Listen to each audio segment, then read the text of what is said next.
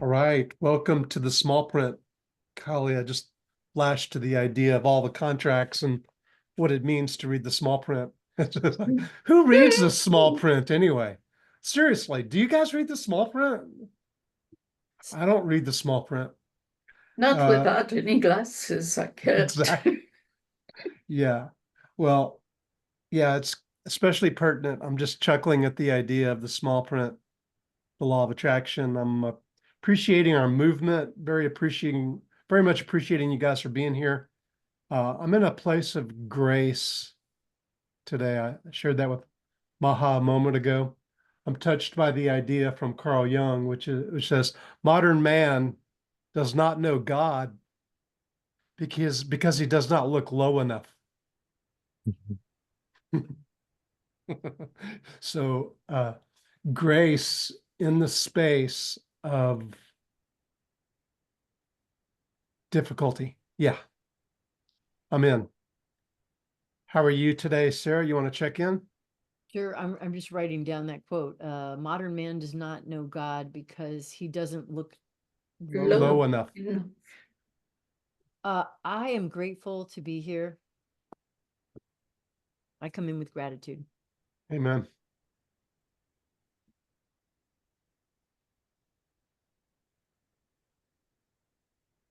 Curandero dingo. Okay, I'm sleepy, a little tired. It's been a whirlwind since I've been back and did some service work today, and I feel accomplished isn't the word. I think gratitude and humility is the word. Lovely. And so I'm happy to be here. Happy that you are here. Maha, keyword. I would say I go with like all of you, gratitude, grace. Yeah, it's a deeper acceptance than I ever had, or so it feels like, for the world. What is created, what is to be experienced. And that I'm very grateful and also humbled by the ability to just simply be present and know that I am.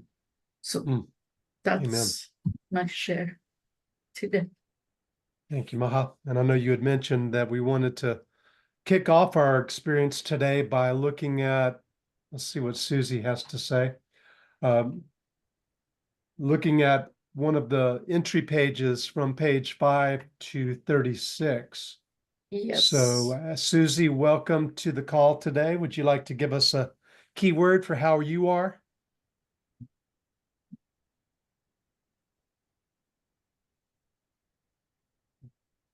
And you are on mute. Maybe we'll join you in a moment. So Maha, you want to ask someone or be the person to tell us when to generate a number? Now. All right, what came up was the number 24, and 24 is the page entitled Real or Unreal? Yep, Real or Unreal.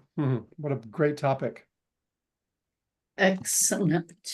Okay, so I'll drop the link in the chat for those of you that may want to look at it.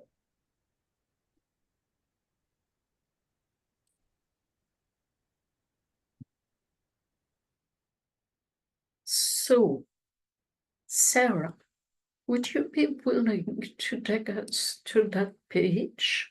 Yes. Reading slowly enough that you can feel what is being said. Okay. And asking questions when you can't have that felt sense. Okay. Thank you, dear one. Real or unreal? Everything we call real is made of things that cannot be regarded as real. Niels Bohr. The law of attraction is a doctrine suggesting that positive thoughts and emotions bring positive results, while negative thoughts and emotions bring negative results. Is the law of attraction real, or is it just pseudoscience? Is this law divine, scientific, or both?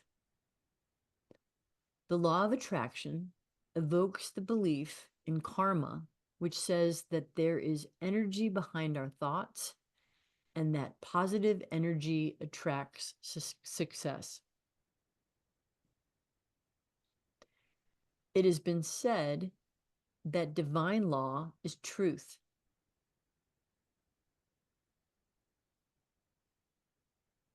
It is that which is enacted by God and made known to man through revelation. On the other hand, scientific law is the true. It is a basic principle, generalization, or rule that holds true universally under specific conditions. So what do you retain out of that? What speaks to you?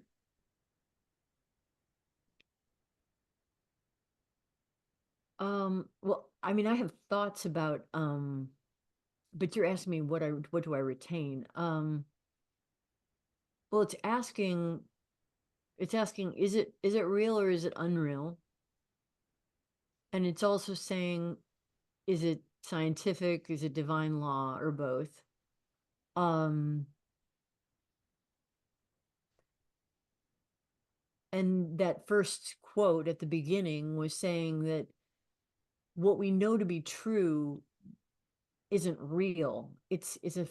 So getting at the truth isn't that easy, or to complicit as to what is true, or the truth, or the true. Yeah. And it makes me think of the now. That as soon as I speak of the now has gone. It's no longer the now. And it feels like the same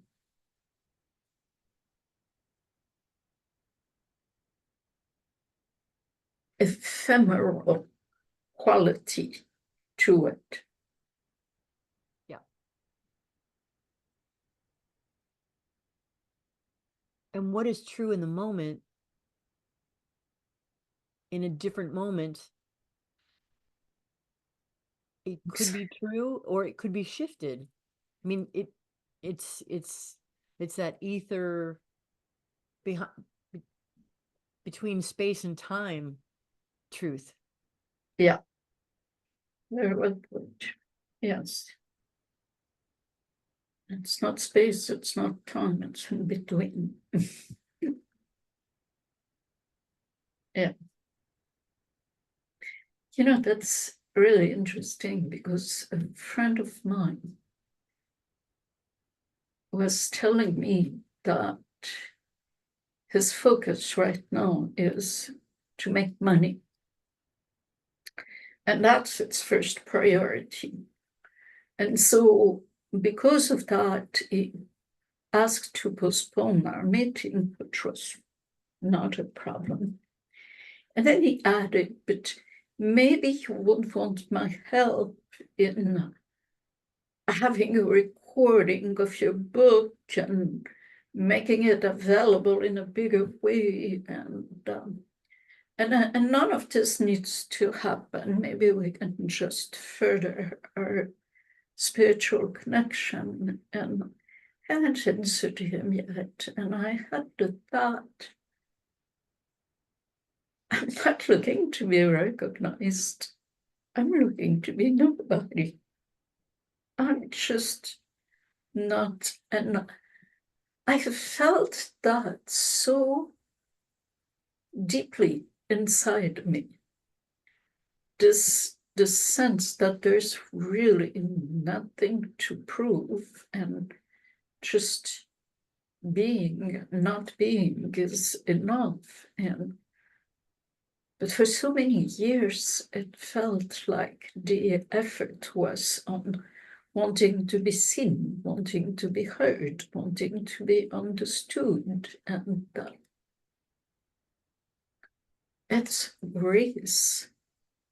It's such grace to not have that prayer anymore for love, approval, and recognition. I mean, and what I'm aware of is how real it has been for me during all that time, just as how real it is today that I am looking low for God. I don't need to be looking in the sky anymore.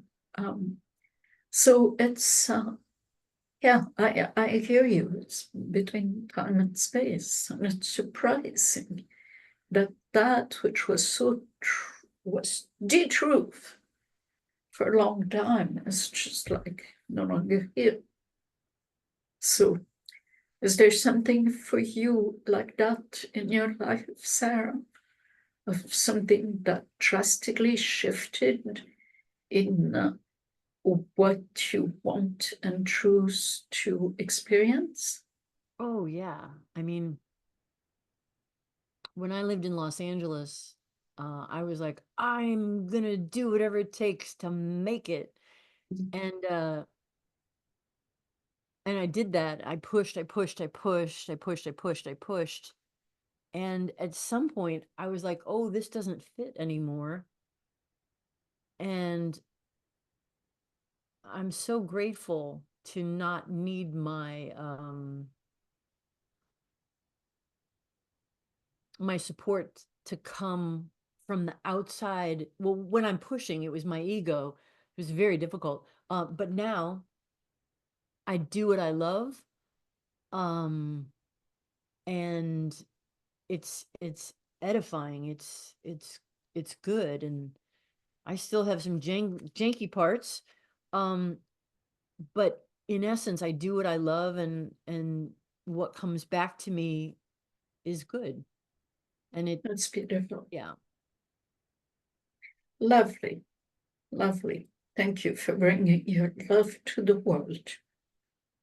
Thank you. So please continue. Okay.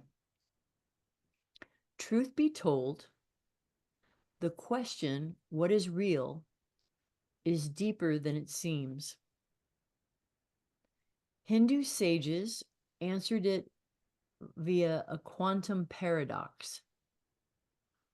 Brahman is real, the world is unreal.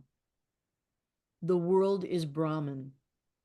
Brahman is the ultimate reality underlying the world.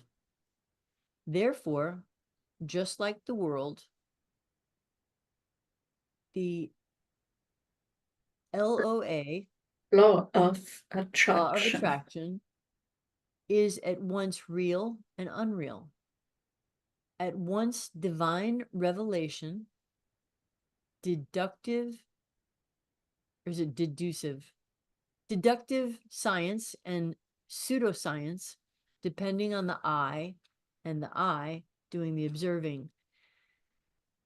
Since the world is in consciousness and the result of consciousness, who is the I that desires what I desire? Okay. So what do you desire right now, Sarah? And I invite each of us to ask yourself the same question. What do you desire?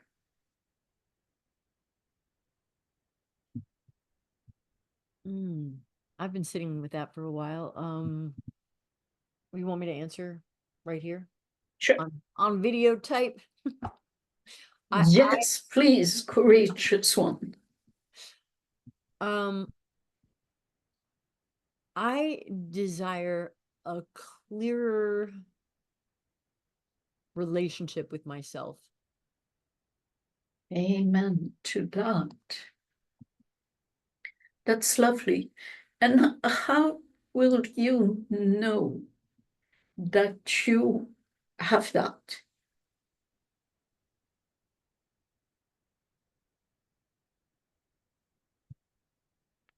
Well, I think it's when I sit in meditation and it's making the time to land in the center of my body and be the sovereign. So it's a practice of me. I'm so wiggly. I want to look over there, look over here. And, but how it happens is me sitting right where I am. It's uncomfortable. Presence, Presence. no resistance. Yeah. Lovely, lovely. Excellent. So, let's continue.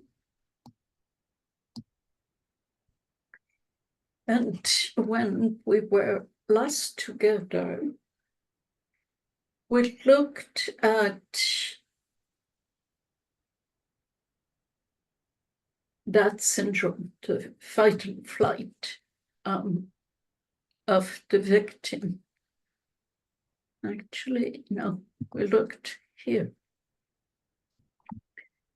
We looked at the innate intelligence that works very well without us, that we seem to be denying when we want to control the show. So it's also a little bit what I'm hearing you say. I'm looking for the part of me that is beyond stress, problem, and pain. Mm-hmm. The new version of me where all the things that get my attention and distract me are no longer a distraction. So, and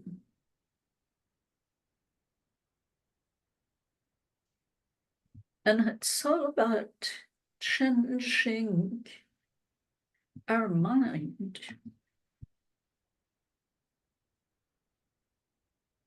And actually having no mind. And changing what we perceive we desire. And then we experience, we get a chance to experience more presence. So that's where we stopped. And where we are now is we're entering the discussion day by day of the connection between the devil's name and the 6 days of victimhood.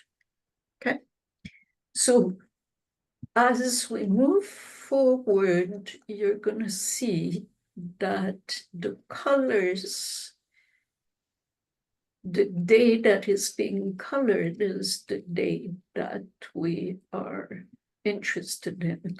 For now, we begin with day 1, the fractals that we have seen thus far as ignorance, the 6 days of ignorance.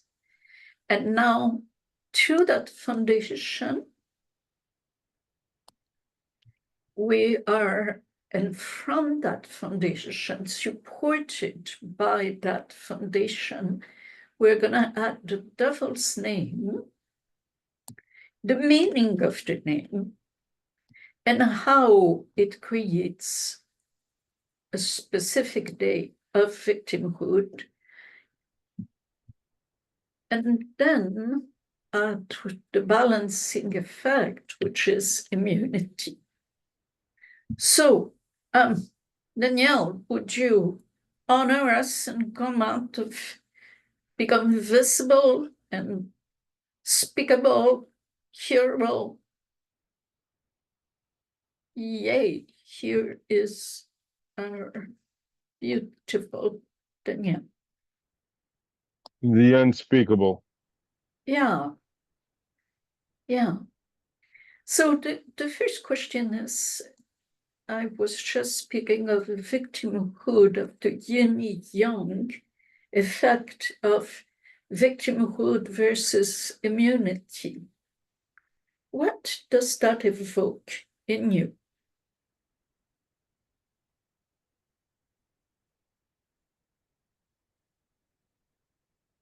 A victimhood is somehow that I play separate and small, and then if I'm in separation and playing small, then I'm caught in like the quicksand or the mud of material reality or some kind of reality. However, if I am bigger than, or maybe lower than, or emptier than my separation, and I become empty and lower, and I can have room for being nothing or nobody, or being the 99.9% of my, if 99.99% of all my cells are mostly empty, then I'm mostly empty. And if I'm empty and I know it and I feel it, and I'm resonating with that, that the intelligence that is the one gives me immunity. Exactly. Beautiful. Maha, may I make a Beautiful. comment here to also? Yes, I was going to ask you something actually, so please go right ahead. I wanted to speak about the immune system itself, which the purpose of Lovely. which is defense attack. Mm, mm. And if I look at disease in any form, the immune system is going to operate, sometimes it attacks the wrong cells and the immune system goes awry. And there's all kinds of immune disorders on our planet, obviously, which are very difficult. And if I think about it metaphysically and connecting it to where we just arrived relative to what is real, then the same concept of the solution, the immunity, obviously, is in aligning the way in which, instead of taking responsibility for the physical experience of health in all areas, obviously that's the opposite of the victim. So it's pretty clear to see metaphysically how playing victim to the body and the pain body and all of the days that we're going to look at here would be the exact opposite of having an immune system that can eat dirt or, literally be of a constitution that is whole. Beautifully said. Thank you, thank you, thank you. Right on. Okay. So go for it, Danielle. The names of the devil, or the other unto whom I project that which I hide, repress, and deny, are quite revealing. Once translated, their meanings illuminate the creation of the 6 days of victimhood. Yeah. And it's also this thing about otherness, which is the essence of the illusion of separation. There's something other than I, something out there that is going to come and hurt me. So this otherness, it's even founded in the in the Bible as one of the 3 commandments to love. You shall love the stranger. You shall love the other. Because there's no other out there. So it's interesting that the word devil itself etymologically means the other unto whom I project, that which I hide, repress, and deny.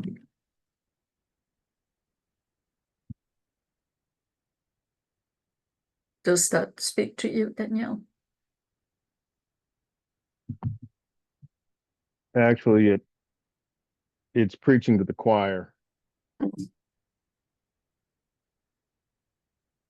Very nice.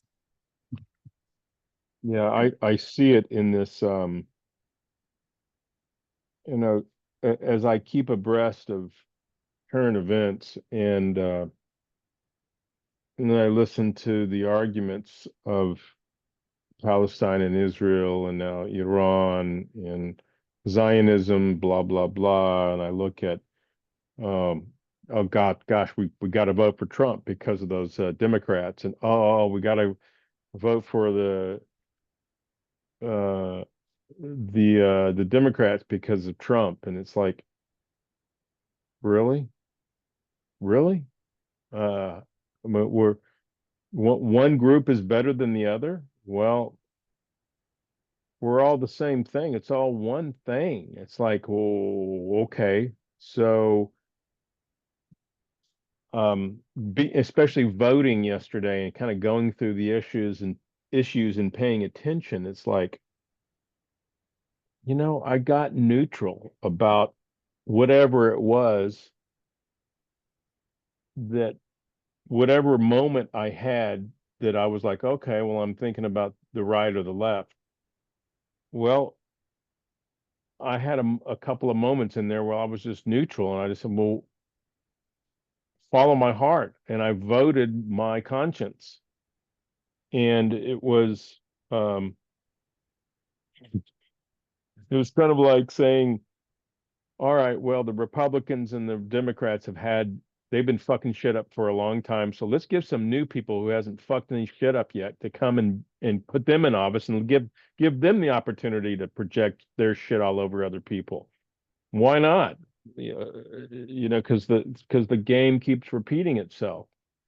And so I had a lot of calm, respect, compassion for the wheel of fortune that shows up in politics, and to say, okay, what's my response? What do I do on the inside? Where am I? And with my meditations, my daily meditations, which have been consistent and deep,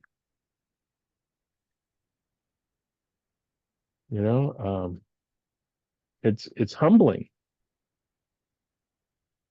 And then I have gratitude because I get to live the life I'm living. I mean, all the crazy stuff that's happening in the world, I don't seem to be experiencing a lot of it, but I'm conscious and aware of it, and it's a cause for gratitude for what I have, and a humility that I'm not in harm's way. Yeah. And it reminds me of this Rumi quote, is that it says something like, the first condition is to become as humble as ashes and dust. Mm. And that's like being nobody, being nothing. Yeah. Preaching to the choir, indeed. Lovely. Thank you, Danielle. You're welcome. So would you please continue? Yes.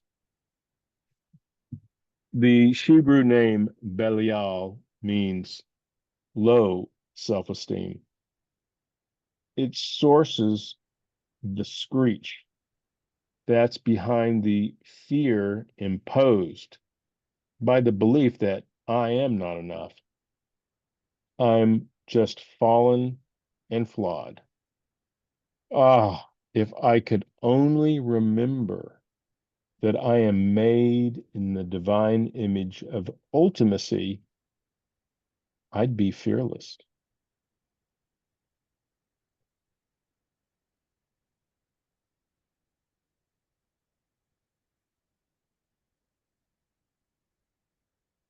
That seems to touch you.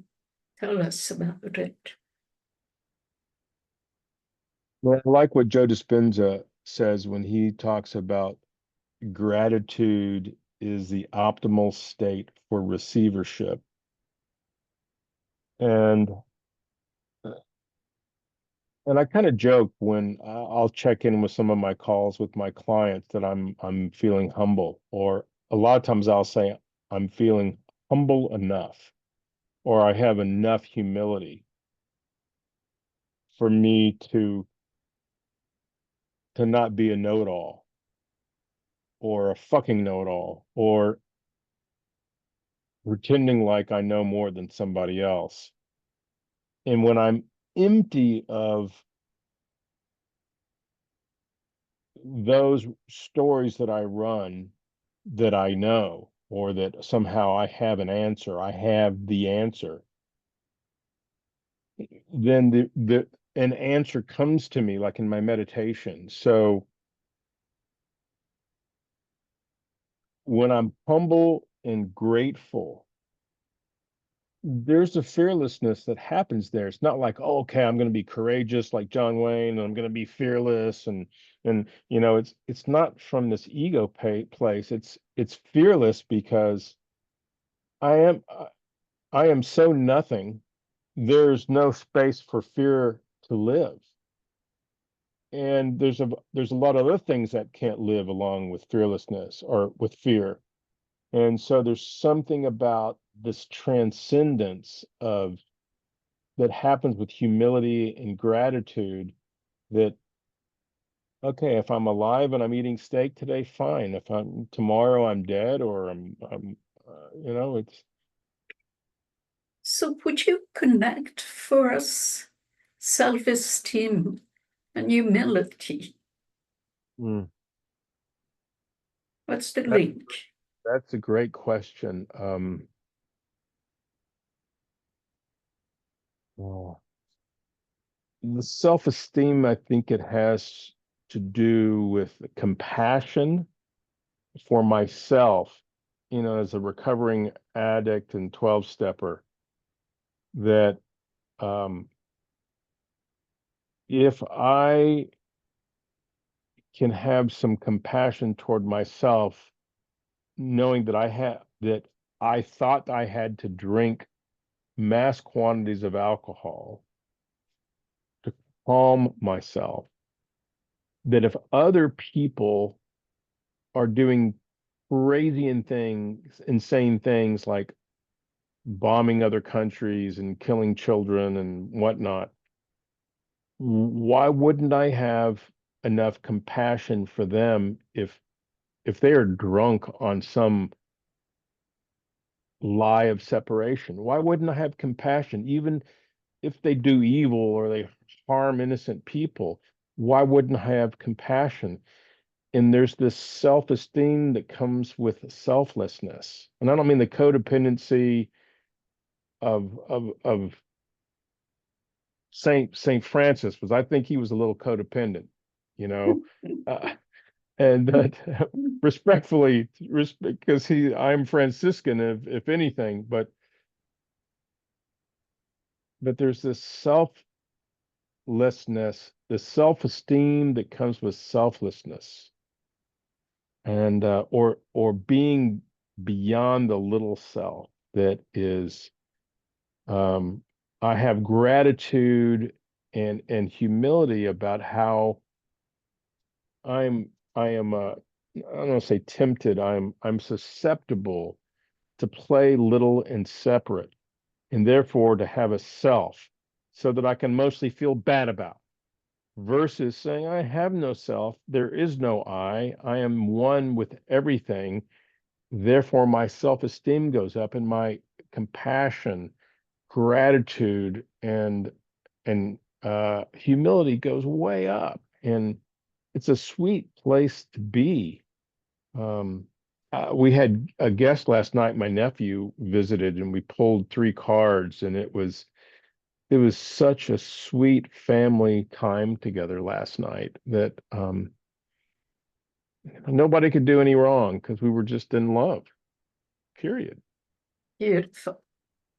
Thank you.